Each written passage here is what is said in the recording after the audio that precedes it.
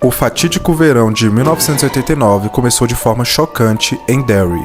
Foi a estação em que as crianças desapareceram e os adultos nada fizeram. O ponto de ignição, a primeira tragédia que realmente abalou, foi o sumiço brutal de George Denbrough, um garoto de apenas 6 anos. Sejam bem-vindos a Derry e ao resumo completaço de It, a Coisa. 1 e 2. Eu sou o Eduardo e vamos começar.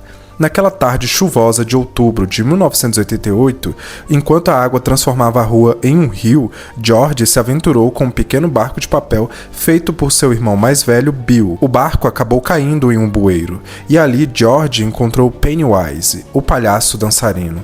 E como todo garoto que vê um palhaço bizarro em um bueiro durante um dilúvio, George foi trocar uma ideia com o palhaço. Totalmente normal.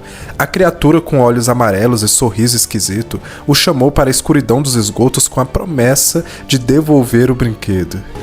Pega, George! E aí, você acredita? Quando o pobre garoto cai na sua lábia, Pennywise revela sua verdadeira natureza, um predador que se alimenta do medo. E infelizmente o nosso garoto vai de base. E que cena chocante, meus amigos. A história já começa trucidando uma criança. O que mais pode acontecer? Pode piorar, e muito. O corpo do menino nunca foi encontrado, e desde então a cidade seguiu sua vida, como se nada tivesse acontecido. Bill, o irmão mais velho, não conseguiu seguir em frente. Marcado por uma gagueira e por uma culpa que o corroía, passou meses estudando mapas dos esgotos de Derry, convencido de que George ainda estava lá embaixo, pedindo ajuda. Ao seu lado estavam os amigos Rich, o palhaço da turma que escondia sua insegurança por trás do sarcasmo, Ed, hipocondríaco e dominado por uma mãe superprotetora, e Stanley, o mais cético e metódico, filho de um rabino severo. Essas crianças cresciam em uma cidade estranhamente indiferente, como se uma névoa moral cobrisse os adultos, tornando-os cegos à maldade que os cercava. É tão estranho que parece até um furo de roteiro. Todos os adultos simplesmente ignoraram os sumiços e as bizarrices que acontecem frequentemente na cidade. Mas na verdade, Derry era o palco de uma força antiga, invisível, que se alimentava não apenas de corpos, mas da apatia coletiva. A formação do chamado Clube dos Perdedores, sim, esse é o nome, começou com Ben, um garoto novo e acima do peso. Foi emboscado pela gangue de Henry. Ele foi gravemente ferido. E que tipo de bullying perverso é esse? Mas quem acha alguma dessas cenas pesadas deveria ler o livro. Aí você vai ver o que é atrocidade. Ben conseguiu escapar e foi resgatado por Bill, Rich e Ed. Enquanto cuidavam de seus ferimentos na farmácia, receberam a ajuda de Beverly Marsh, a única garota do grupo, corajosa mas oprimida por um pai abusivo e pelos boatos cruéis da cidade. Naquele dia, à beira do riacho, esses jovens se tornaram algo maior do que amigos, tornaram-se aliados no medo. Juntos perceberam que cada um carregava um tipo diferente de dor, e foi nessa dor compartilhada que nasceu a força deles. Ben, curioso e solitário, pesquisava a história de Derry e descobriu algo terrível. A cidade era palco de massacres e tragédias cíclicas a cada 27 anos. Essa revelação foi o primeiro indício de que o mal que assolava Derry era muito mais antigo do que qualquer um poderia imaginar.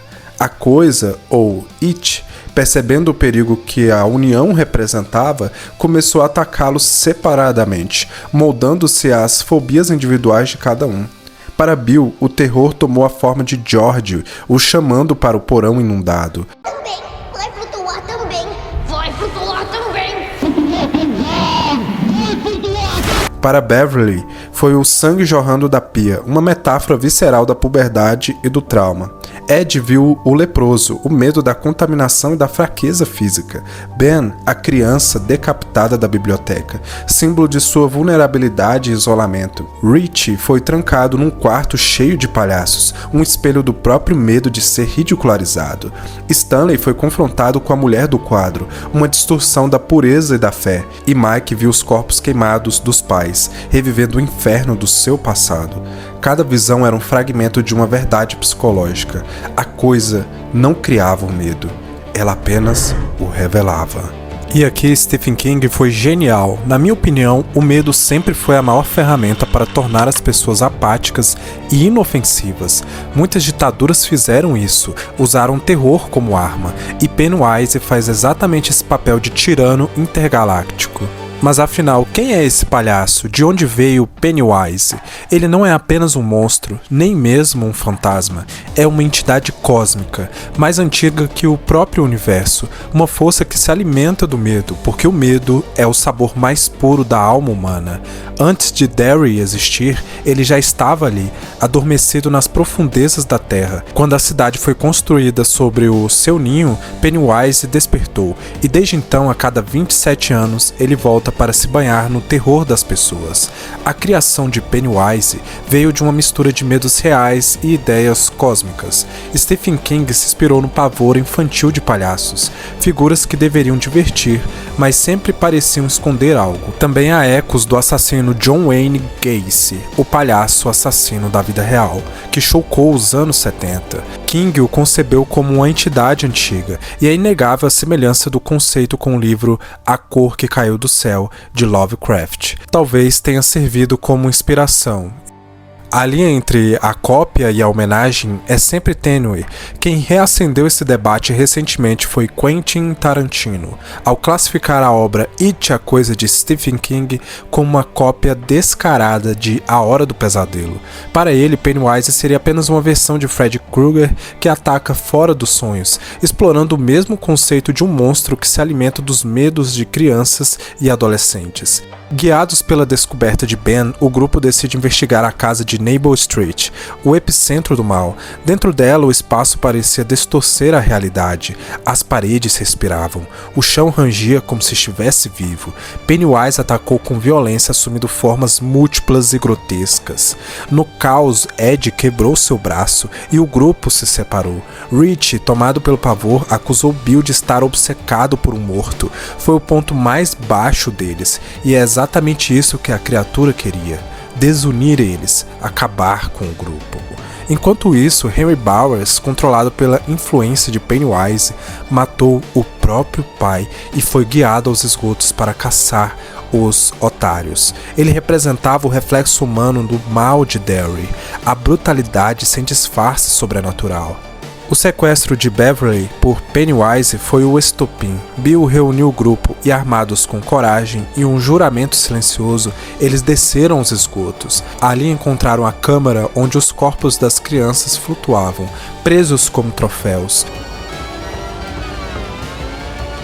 Beverly estava entre eles em transe, levitando sob as luzes do Deadlights, a verdadeira forma cósmica da coisa, algo tão além da compreensão humana que a mente desmorona ao tentar entender. O beijo de Ben trouxe ela de volta, e o grupo se preparou para o confronto final. Pennywise emergiu em sua forma híbrida, um palhaço demoníaco, mas também uma aranha etérea de bocas e dentes. Cada criança enfrentou o próprio medo e descobriu algo poderoso. A coragem é o antídoto do terror.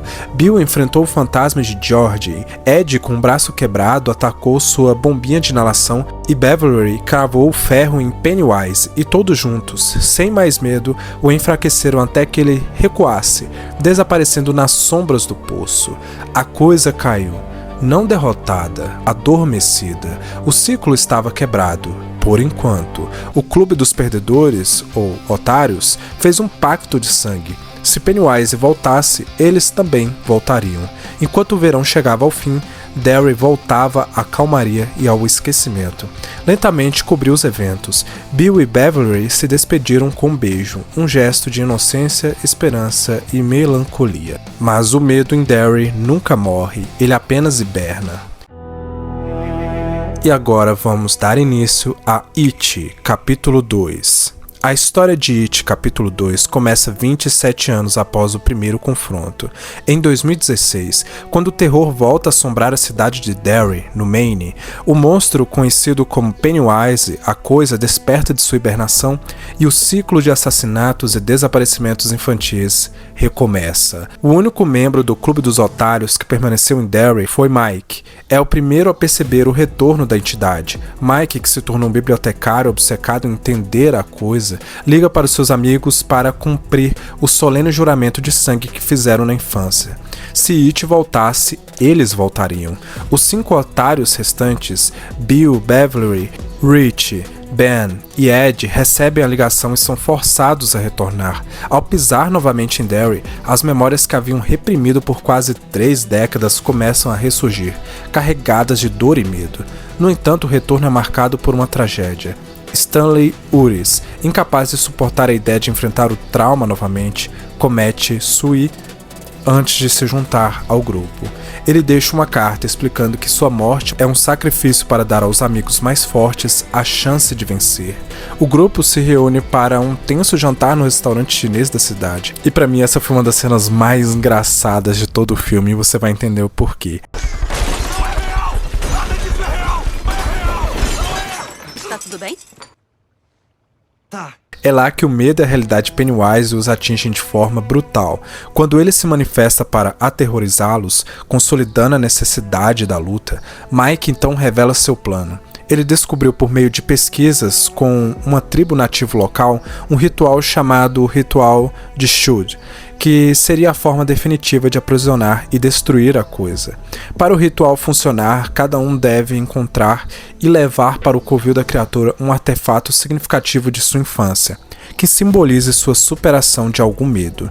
Os otários se dividem, e a jornada individual para encontrar os artefatos se torna uma série de provocações psicológicas. Pennywise os persegue, manifestando-se como seus medos mais profundos e traumas antigos. Bill revivendo a sua culpa pela morte de George. Beverly revisitando seu pai abusivo. Rich sendo confrontado com bullying e seu medo de revelar sua sexualidade. Ben encara a solidão da infância e Ed a opressão de sua mãe. Enquanto a busca pelos artefatos avança, o grupo também é atacado por Henry Bowers, que fugiu do hospício para ser manipulado pela coisa. Bowers ataca Ed e Mike, mas acaba sendo morto. Finalmente, com seus artefatos em mãos, os 6 otários descem para as catacumbas sob a casa abandonada da rua Neighborhood, o covil de Pennywise. Eles tentam realizar o ritual de Chud, mas a coisa revela sua verdadeira forma grotesca, uma criatura gigantesca. O ritual falha. Em um confronto caótico e desesperado, Ed faz o sacrifício final. Ele confronta Pennywise e consegue espetar um poste de metal no corpo do palhaço, enfraquecendo-o fatalmente, mas sendo mortalmente ferido no processo. A morte heróica de Ed serve como um catalisador. Os otários restantes percebem que o verdadeiro poder para destruir a coisa não está no ritual, mas sim na sua união e na força inabalável da amizade.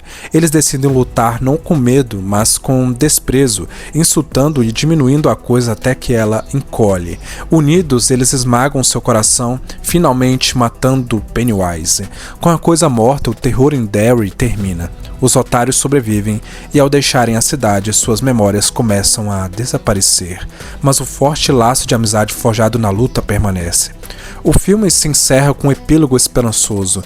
Bill consegue escrever um novo final para o seu livro, Ben e Beverly finalmente juntos e Mike, o guardião da promessa, finalmente deixa Derry livre para viver. Eles são de fato otários para sempre. Muito obrigado por você que ficou até aqui. Um grandíssimo abraço, deixe seu like, o seu comentário, hypa aí o vídeo e até a próxima.